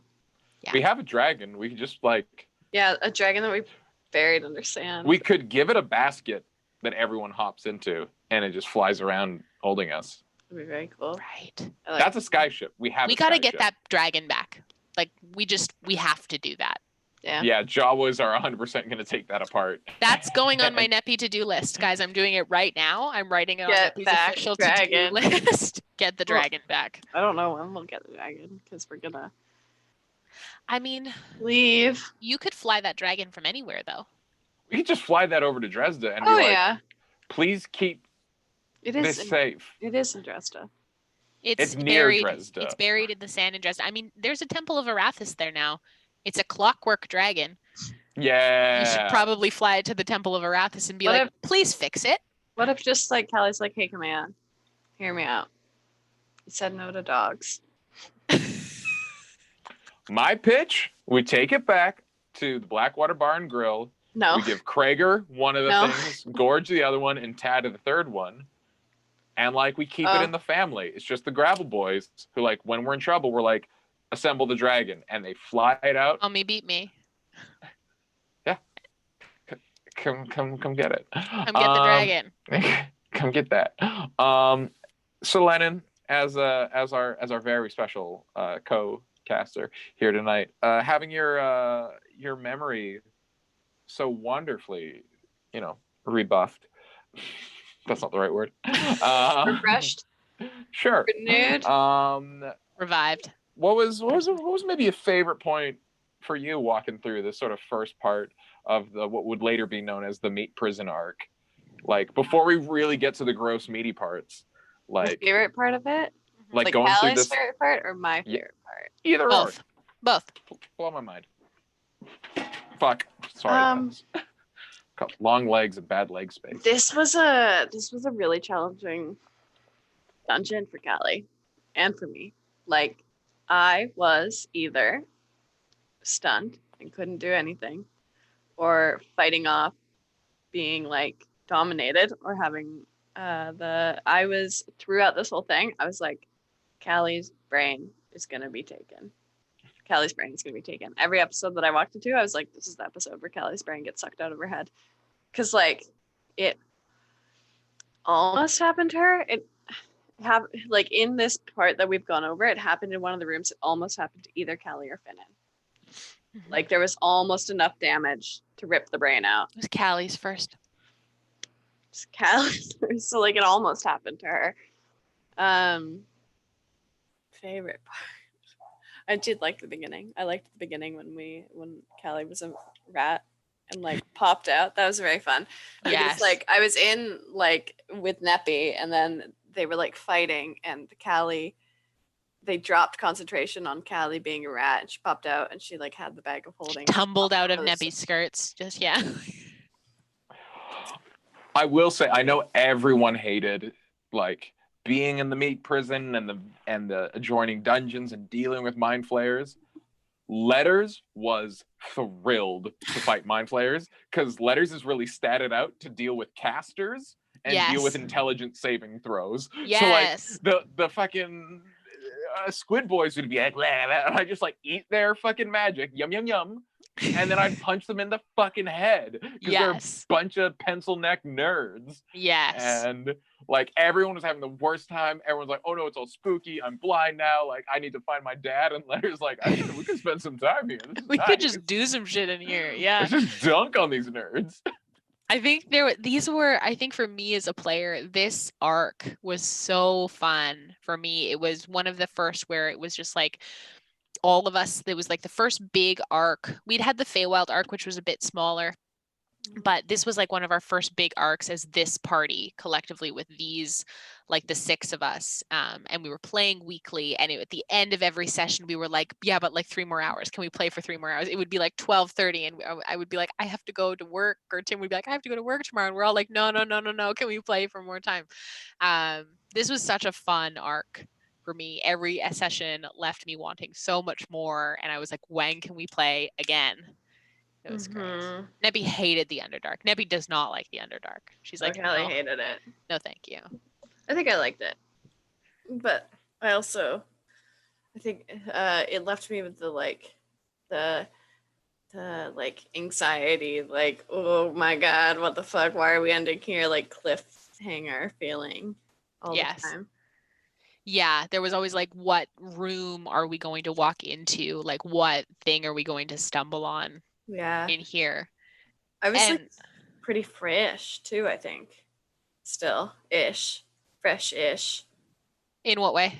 Back, like coming back again.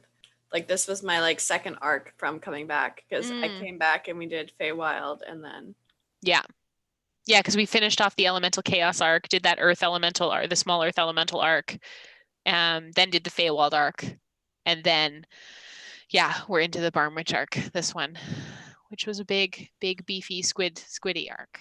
So man, yeah, so gross. Yeah. Just like I'm not usually one to get grossed out, but this shit grossed me out.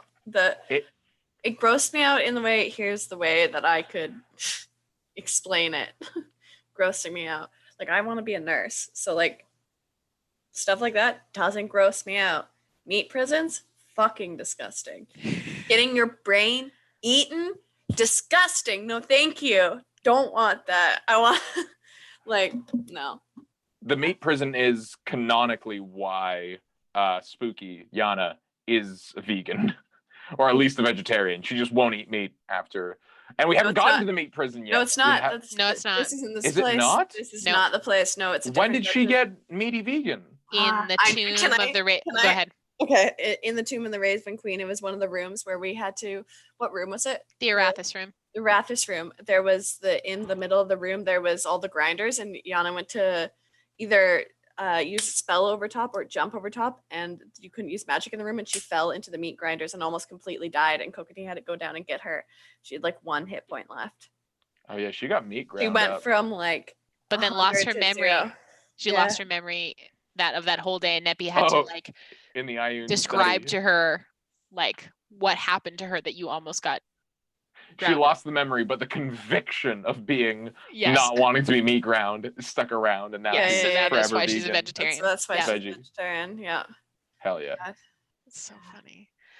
Well, also, Len, thank you for joining us tonight. Thank you for having me. And we're going to be doing this a little bit more too, because we're not really doing guest spots right now, which we will return to those back, like talking about like coming in and having like Callie AMAs, Letters AMAs, Kokoti AMAs, all of us coming in and talking about this kind of stuff. But over the next little while, we're going to be having some of the cast rotate through as guests.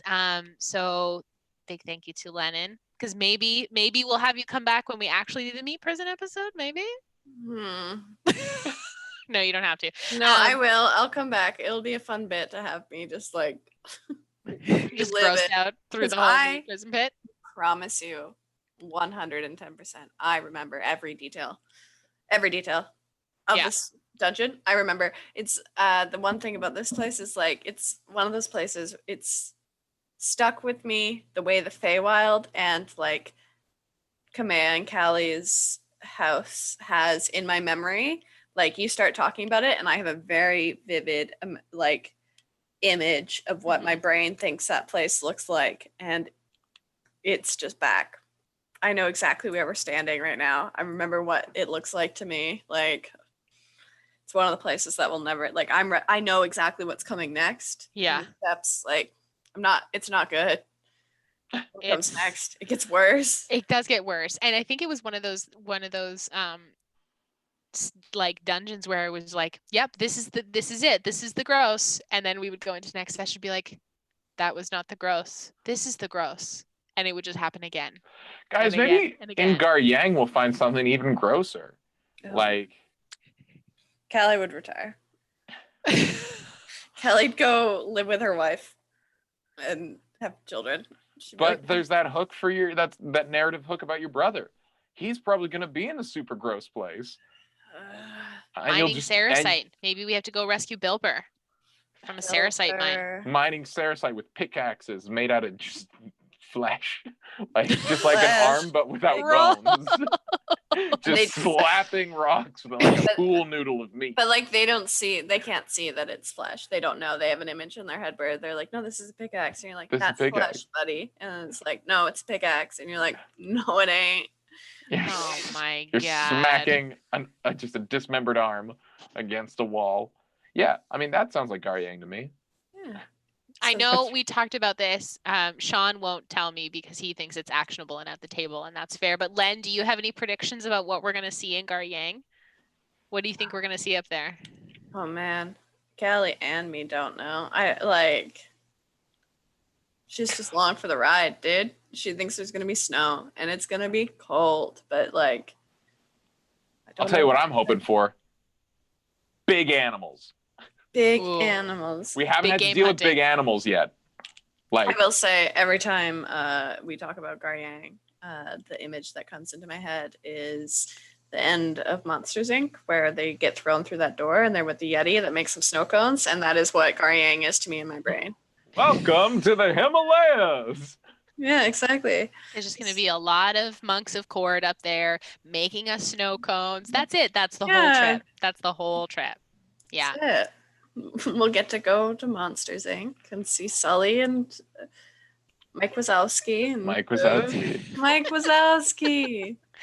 It'll just be a beautiful, fun, neon-colored time. Here's a prediction. Go for it. That priest that we're going with, Ram, he hasn't like talked to this temple in a while, has he? They. No, they haven't been there since the Battle of Gatestone Keep because they got called away by someone saying that the temple was. I think I didn't get a chance to ask because I didn't want to like press them about it because they seemed pretty upset. But I think it might have been someone like as a Goliath. Maybe it was like one of the Zacchus's agents of chaos who did it. But I don't know. But yes, you're right. They haven't been away since. I'm so excited for Callie to get to talk to them. Ram is dope. What's your prediction, Sean? So Ram haven't been back. Maybe we get there and all is not well in the place. Maybe everybody dead. Maybe they had some drow working there and all the drow people who are working there aren't there anymore. Shit. Maybe everybody dead. I don't know. I didn't even think about that. We'll see it at the table. I don't know. God, I'm so excited I will say so excited for that. So excited that they were like, I heard like about your family name, but then also I was like, oh no. I just like took Callie's name and like family and was like, here you go, Tim. Here you go. Did. You offered up. You were like, please do something with this, and our wonderful DM was like, thank you, please. Yeah, I was like, here you go. This is for you. Please don't hurt me with this. Please. That is the best. That's the gift you give to a DM. Yes. Here is what I love, and here's a big mystery box that my character doesn't know about but is connected to. Oh. Yeah, right? Like, here's something I never knew about myself. Here you go. take it. I think the concept of like finding finding out what happened to Callie's parents. Oh my gosh, that The speaks fact so that they were like, I heard stories about that name. I was like, what? That's amazing. Tell me more. Because, I mean, you wouldn't even know like whether your parents are Asimar or like how you became Asimar. In what I wrote into Callie's backstory was she didn't learn that she was an Asimar until the Baron tried to kill her, and then she didn't get killed. Dang. She didn't know until then, and then her angelic like energy was what burned off his arm. The claw. And We she still didn't have know. that claw.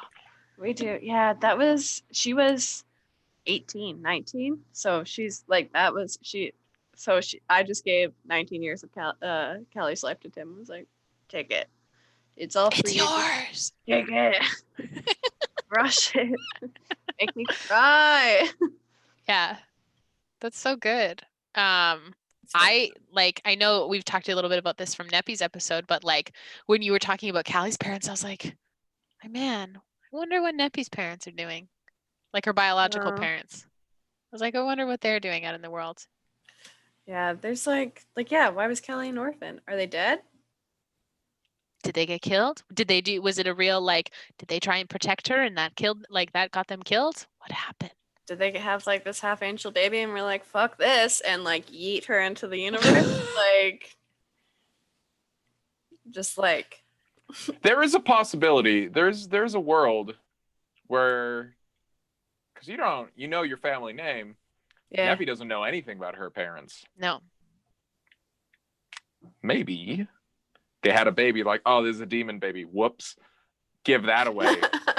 And then they prayed really, really hard and like, fuck, we got an angel baby. We need to like do this one more time in Goldilocks and just get a mortal baby. We're just Callie and Neppy are just sisters.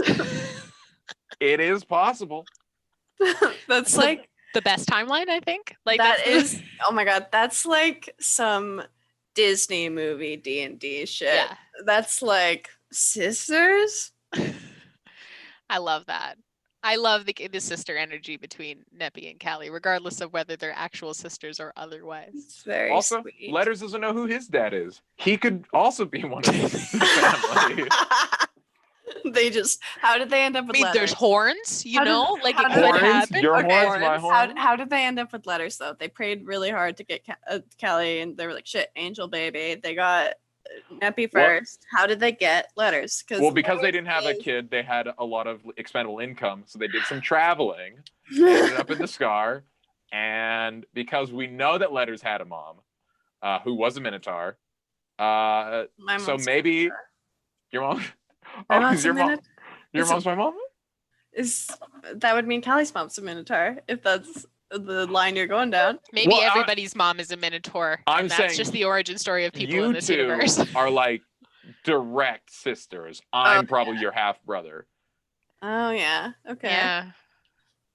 Maybe also Finnan's parents. We don't know a lot about them. We know his mom died. We do. We know his dad's a giant trash sandwich. Yeah, but we don't know. He might be the type of trash sandwich to ditch a couple babies until he got one that he liked. He's the type of person who might be like, not even that it's a demon or an angel baby. He's like, not a son, I'm out. Not a son, I'm out. That is shit that Finnan's dad would 100% do. That is the Finnan dad energy. I remember that one episode where we saw Finnan's dad. Ugh, the worst. Oh, so Didn't bad. like it. No. I'll tell you what. I'll tell you something that I don't think it's actionable anymore. Neppy's abandoned that. But go ahead, Sean. We don't know Jar's parents either. Jar and I could be siblings. But I sure do know that if Neppy and Callie ever met Jar's parents, oh my god, nobody would want to be there when that happened. It would be bad. It would be bad. It'd be really ugly. Because Kamea would be there. Yeah. And then Neva. Rule mom, cool mom, crossbow mom, or sword mom and queen mom. Just four moms there, just mad. Just angry. Because what I like to believe about Neva is that wherever Kamea is, Neva's just behind her, like a little bit. 20 feet away, just watching in the shadows. Because there was that one battle. That was one of my favorite battles where Kamea and Callie were getting to fight beside each other. Yes. And then, like, they were against, like, these two big things. And then all of a sudden it was just, like, arrows, like, into them. And it was Neva. And I was like, we love friendship. Both would die. Both Callie and Neva would die for Both Kamea. Callie and Neva would fight over who would get to die first for Kamea. It would be like, like, you know, when someone jumps in front of like a bullet for someone, it would be like both of them, and whoever was there in front would be the one to do it. Lots of love for Queen Sky Singer. We love it. We love Sky Singer. Well, I think that's probably our show this evening. Thank you all so much for joining us. And we got rated in the like a bunch of times. So thank you for everyone, all the raiders who came and joined us this evening. Please come hang out with us on Saturday night and come watch our show, the campaign. You're wondering what we're talking about, who these characters are, if you've never seen us before. All of our episodes. If you don't know who Adam Sandler is. That makes two of you. So if you like what you've seen from us, head on over to YouTube and watch all of our previous episodes. All of our episodes of Chatwater are up there too. Sean? Because here's the thing. I was stoked that I'm like, you don't know who Adam Sandler is? That's awesome. You don't have to. Like, the fact that there's a reality that people just don't even know that he exists, like, my favorite thing was you trying to name things that he was in and that you couldn't, and I was like, "Look, here's the thing: First Dates, anything married to Drew Barrymore." Like, no, because you're like, I don't even know what Adam Sandler is, so I'm not gonna like drop Happy Madison and like the classic shit. I'm like, what has he done recently? How has he been in the news? Like the fucking Ridiculous Six? Like that's not gonna do anything. Like Jack and Jill, who the fuck? Like. I promise there will be less talking about Adam Sandler going forward. Yeah, there will be, because Adam Sandler doesn't exist. Yes. I Googled it and he doesn't exist. So also too, next session we'll be talking Pauly Shore as a nice change of pace. We have who's Pauly Shore, Len? Oh my gosh, we have a push going to get us to 750 Twitch followers, and once we get there, we will be doing a Battle of the Bards one shot for who is going to be the house band or house bard for the Blackwater Bar and Grill, which is just such a juicy one shot concept. I am so excited about it. That is wild. That is like a reality. Yeah, that's happening. Can I drop something about that for that? Yeah, please. Yeah, fuck it. Yeah, do it. There's no rules on this show. Do it. I bought a recorder. Fuck. Now that I know you have a physical thing, I'm gonna have to step up my rank game. Oh, I've bought a recorder. That's all you're gonna get, baby. I know what instrument I need to buy. I know. I was originally gonna be like, no, Neppy, I think is just gonna be a judge. I'm not a very musical person. Oh, do I have to be Callie? No. But I thought I was like, oh, I'll just be Neppy and I'll just like be one of the judges. And now that hearing you bought a recorder, I was like, this is on. I know exactly what instrument I need to buy. Thank you, Lennon. Everyone gets 5 minutes. Everyone gets a tight 5 to wow the audience. I'm gonna have to go first because my landlords have a baby. And I'm gonna play some awful music for you. I need to hear a perfect rendition of Hot Cross Buns on the recorder. Thank you so much. Finally get to see Adam just be a bard and like not have to pretend that he isn't. Well, like that's the thing. I was like, Adam's gonna be in it. Adam's like a real life bard. I'm gonna have to go the route of won't beat Adam, so let's be the worst. That's what I'm committing to. Yeah. Here's the thing, Len. You don't have to be good at music, but your character smashes the recorder. Like. I'm good at music. I was like a choir kid. Recorder, not good at, can't read music, but I can sing, but can't play recorder. And that's what I'm going to play for y'all. Oh, we'll see. What is it? 200 Twitch follies? What do we need? Well, we're at like 600 and something. We're like almost 650. Oh, we made it. 200 done.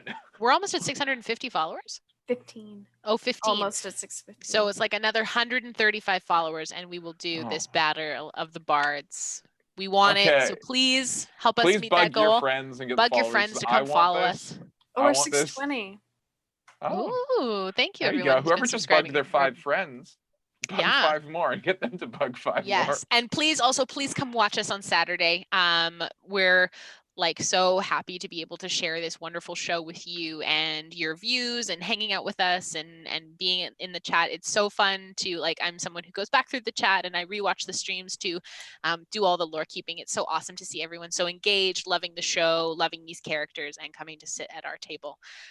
So on my 4th try, I'm going to officially end our show this evening. Thank you all so much for coming. It feels weird to be the one in charge. I don't like it. Somebody else has to take the reins next time. Yana, take the reins. We got to get Jen in here so Yana Yeah, can take the reins. Yana can take the reins. Mwah, mwah, mwah. Good night.